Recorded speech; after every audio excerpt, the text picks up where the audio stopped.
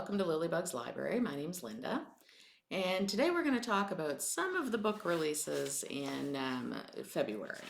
So I just kind of randomly picked a few, but mostly based on the covers and what I thought. But once I read what they were about, I was even more excited. So we'll take a look at them. So the first one is called Girls with Bad Reputations, and it's by Shao Axelrod, and it comes out on February 6th. So this one's about Kayla. She's her mother's always wanted her to be the perfect daughter. So it was always, you're too loud, you're taking up too much space, you're too extra, and she was just kind of put in that box all the time until she couldn't stand it. So she decides it's time to get away from her mother. So she learns to drum and she starts hanging out in dive bars and drumming and, excuse me, and then eventually she goes on an official tour with this group that she's part of. So she starts to discover that with these tours, there's lots of warning signs that things aren't, quite the way that they need to be in your life. But she meets a guy who's driving the tour bus, and she's really interested in him, and he's very quiet and calm and everything. And so he's really keeping her grounded, which is what she needs. But then, of course, the media gets involved, and it's a whole different story then, and she has to figure out what life she really wants and who she really wants in it. So again, that one comes out on February 6th, and I think it's going to be really good. It seems like a nice coming of age type story. So forgive the paper rattling. I do have notes. Um, the next one comes out on February 20th. So this one's called The Messy Life of Jane Tanner, and it's by Brendan Novak. And so Jane Tanner is the main character in the story, and she really wants to get out of the small town that she lives in. She's longing for big city life and fame and fortune and all those things. But instead, she's stuck in this small town, and she is caring for her grandfather, who's elderly and not doing well. And she did manage to open the vintage store that she wanted to open. And she's happy with that, but it's not enough. So she also, the second thing on her list is she wants to be a mother. So one day she ends up going to this bar, she gets drunk, she propositions this friend, and what she doesn't know is that he's, crazy for her.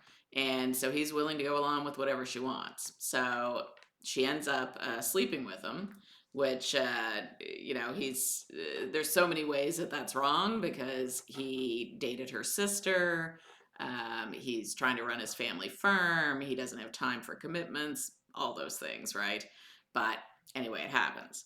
So then it's all about, what to do after that. Is this someone you actually want a relationship with? Is this someone that, was simply a one night stand? Is she going to be a mother? It's again, it's a real kind of eye opening coming of age story of the different choices that people make, and it sounds like it, especially with him already being kind of crazy about her, it sounds like it could be really interesting. So the third one is called Village in the Dark, and it's by Iris Yamashita, and it comes out on February 13th. So this one is a little heavier. So this one is about Detective Kara Kennedy, and her husband and her son died about a year before. They had disappeared on this hike that they were on and were eventually found. So to make things worse, I mean, she's already buried them and grieved and all of these things. Well, now she has to actually exhume the bodies because it turns out there's new clues that are linking to other murders. So now she needs to see if they were actually murdered. And so she's dealing with all that. And then somehow tied to this, and they don't really tell you how yet, but somehow tied to this is this woman named Mia who is living in this really isolated community. And it's a community of women and children who had been abused. And she knows something about what happened on that trail and what happened to the husband and son, but she's not saying. And whether she's scared to say, whether she was somehow involved, we don't know. So she's just got her own reasons for keeping quiet, and it's up to the detective to figure out what happened.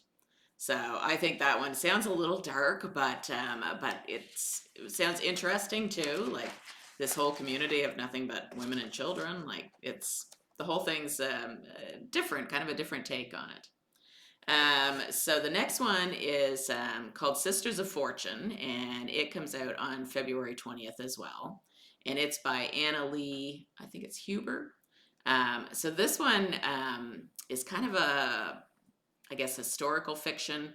Historical in the fact that there's three, hello Oliver, there's three sisters, and they go for their a voyage on the Titanic. So it starts out this grand tour of Europe that they're doing. They've toured all these different places in Europe, and then they're supposed to get on the Titanic and head for home. So each one of the sisters is really kind of struggling with her life in different ways. So the first one, Alice rather, not Alex. Alice is worried because a fortune teller in Egypt gave her a warning about traveling by sea, so that's got her kind of creeped out a little. And then she also has a fiance at home who has basically told her that, once you come home, we're getting married, and then that's it. Like you're going to be cloistered away, and you're not going to be able to go off and do these things. So she's not too happy about that, and she's not sure she wants to marry him in the first place. So the second sister, Flora, she has a fiance as well. And it's a banker that her parents really approve of, and all the rest of it, but she's actually in love with someone else. She doesn't want to marry him. She's getting to care less and less what her parents think. She's not so sure what she's going to do when she gets home. And then the last sister, Mabel, she's the youngest, and she's, knows that her parents sent them on this grand tour of Europe because she was hanging out with this jazz musician and was very into him, and her parents didn't think he was a good match, so they sent her away, sent all of them away. And what the parents don't realize is she has no intention of getting married to anybody. She is very into the suffrage movement and women's rights, and she really just wants to deal with that. She doesn't want to have anything to do with marriage. So, meanwhile, they board the Titanic, and of course, we know what happens with the Titanic. So we'll see what happens with the sisters, whether they, whether that whole thing, whether they can escape with their lives, for one thing, and then whether or not it changes them. So they decide they're not doing what people expect. So anyway, it sounds really good too. Like a lot of really interesting books, and it's nice to see something different. Sometimes I feel like, especially if you read a lot of the same genre, you get the same stories over and over and over sometimes, and so I like something a little bit different. So there's that.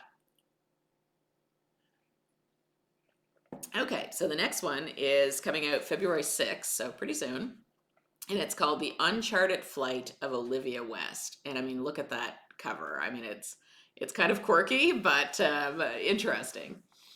So this one is by Sarah Ackerman, and it starts out in 1927, and this woman is a fearless young pilot, and she tries to qualify for this race. It's the Dole Air Race, and it's 2,400 miles. It's across the Pacific, from the West Coast to Hawaii, but it's 1927.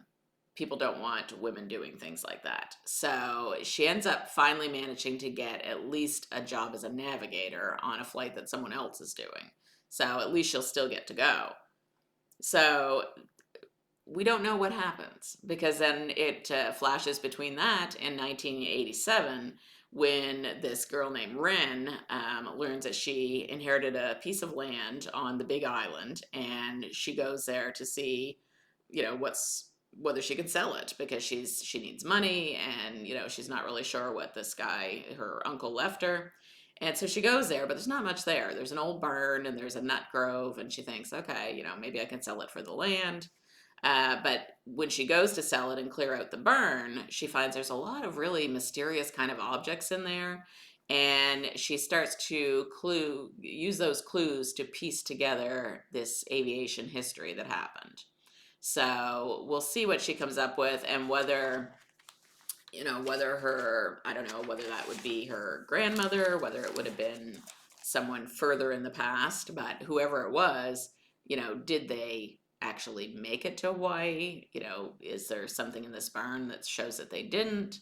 So I'm kind of interested where that one goes. And I really like those stories where they're finding like secret hidden clues to the past.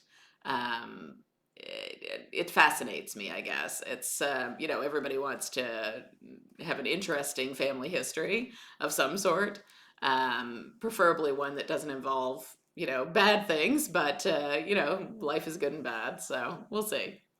The next one is called The Memory of Lavender and Sage, and this one comes out February 13th, and it's by Amy K. Runyon. And this one talks about this woman. Her name is Tempesta, and she lost her mother at 13, and then her father 15 years later. Um, she's never really fit in her family, especially after her mother died. So most of the money, most of the things that her parents left went to her younger brother. But she did get a little bit left from her mom that her mom had specifically left her. So she ends up buying this ramshackle house in Provence, and she moves there. She just wants to, it's where her mother grew up. She wants to reconnect with her mother and kind of experience all of that. So she gets there, and her welcome is not great. Like the mayor is very frosty to her. The townspeople, people just aren't as welcoming as what she was hoping. So she does stay though, and eventually it's talks about how the people are warm up to her, and how she learns that the simple things in life are really what's important. And so it's I think that one would be nice too. I think it's a good lesson for all of us that I think we all get caught up in all the day to day drama. And I think it's nice sometimes to sit back and enjoy some of those simple things, like reading a good book. So, so there's that one, and then the last one also sounds really fascinating, and I'm interested in that one. It's comes out February 6th, so some of these are really soon. Like it's we're moving along in January, so it won't be long. But this one's called Redwood Court, and it's by Deanna R.A. Damerson. So this one is all takes place on this cul-de-sac in all black neighborhood, and it's in Columbia, South Carolina. And it's about this girl named Micah, and this is where her grandparents live. So it's all about the community there, and it's filled with people, who are working multiple jobs, just, average working class people. The sounds of Motown everywhere. Really all about the community and how this girl grows up there and what she learns from all these adults in her life. So I think that one sounds really good too. I don't think it's a middle grade or anything. I think it's just adult fiction. But the whole thing sounds really interesting. And I know I said that was the last one, but I have one more. This one's called Brooklyn. Got a little bit of time for this. Doesn't come out until February 27th, and it's by Tracy Brown. And this one, I don't know if I'm going to like this one or not, but I am interested to see. This one's about Brooklyn Melody James. And so it talks about how she left a trail of heartache, lies, and betrayal in her path. So she basically has these con artist parents, and as a kid, they're scamming the church, and they're scamming all kinds of people. And she really didn't like her mother, but she really idolized her father and his con artist ways. And so that's what she grew up with. And eventually, she runs away to New York and decides that she can, do better, I guess.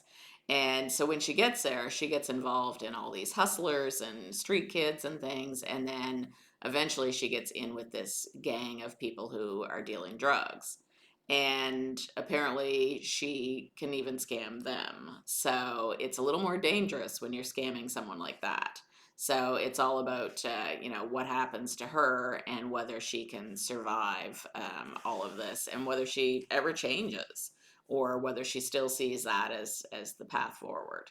So again, another really fascinating story. So, and those are just, like I said, those were random picks. I didn't even it's not like I read the back of them first and then decided they were fascinating. Like, I truly just picked by cover. I looked at the covers and went, "Oh, that looks good," and it's coming out in February. So I was really happy afterwards when I kind of read all about them and thought, "Wow, those are some really good sounding stories." So I'm excited to see where they go. So that's, a lot of things I'm going to try to fit in February. We'll see. Might be later on in the year before I get to them, but we'll see how it goes. And let's see what else we have. I'm still working on some of the books that I had talked about earlier for January. I'm reading Sisters by Danielle Steele. We're still working on Winter Garden. I'm listening to another one on Audible, which I can't remember the name of at the moment. And so I'm working my way through, but some of them are a little bit chunky, so it's taken a bit of time. So that is it for me for today. Oliver is laying here next to me, and Sebastian just jumped up on the table. So I'm going to shoo all the cats off to their places to have a little nap, and I'm going to get ready for work. So talk to you soon, friends. Bye bye.